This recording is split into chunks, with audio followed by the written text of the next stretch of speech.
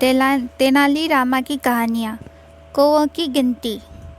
तेनालीराम की बुद्धिमत्ता और हाजिर जवाबी से महाराज कृष्णदेव अच्छी तरह से परिचित थे। इसलिए महाराज कई बार तेनालीराम से ऐसे सवाल पूछ लेते थे जिसका जवाब देना मुश्किल होता था।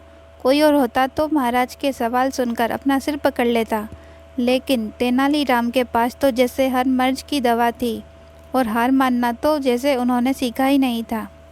ऐसे ही एक दिन बैठे बैठे महाराज ने तेनालीराम से पूछा, तेनाली, क्या तुम बता सकते हो हमारे राज्य में कौवों की कुल कितनी संख्या होगी?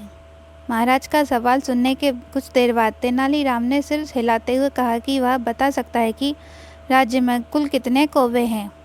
तेनालीराम की बात सुनकर महाराज ने कहा, एक बार फिर से सोच लो तेनाली, तुम्हें कौवों की सटीक संख्या बतानी है। महाराज जानते थे कि कौवों की सटीक संख्या बताना मुश्किल है, फिर भी वह जानना चाहते थे कि आखिर तेनाली कैसे पूरे राज्य के कौवों की संख्या का पता लगाएगा। तेनालीराम ने एक बार फिर पूरे विश्वास से कहा, महाराज, मुझे एक दिन का समय दीजिए, मैं आपको राज्य के कुल कौवों की संख्या जरूर बताऊंगा। महाराज को लगा कि तेनालीराम जरूर उनका मूर्ख बनाना चाहता है।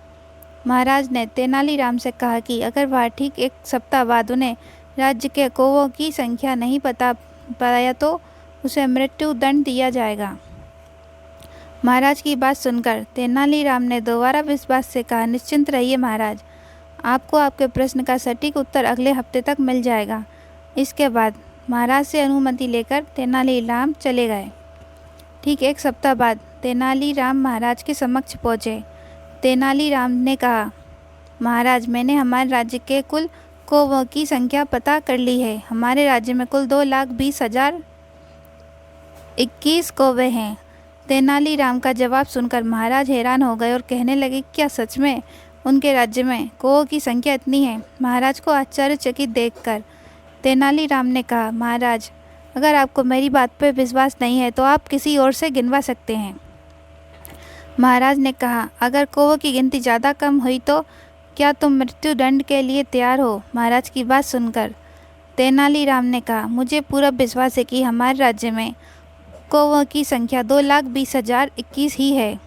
अगर इनमें से कुछ कम ज़्यादा हुआ तो ज़रूर कौवे राज्य से बाहर अपने रिश्तेदारों के यहाँ गए होंगे, या फिर कुछ कौवे राज्य में अपने रिश्तेदार कौवों के पास आए होंगे। तेनालीराम का जवाब सुनकर महाराज दंग रह गए। महाराज को उनके सवाल का सटीक जवाब मिल चुका था और वह तेनालीराम की बुद्धिमत्ता के कायल हो गए। इस कहानी से हमें यह सीख मिलती है कि इस दुनिया में बुद्धि से बड़ा कोई बल नहीं होता। अगर बुद्धिमत्ता व सूझबूझ से काम लिया जाए तो जटिल से जटिल समस्या व सवालों का हल निकाला जा सकता है।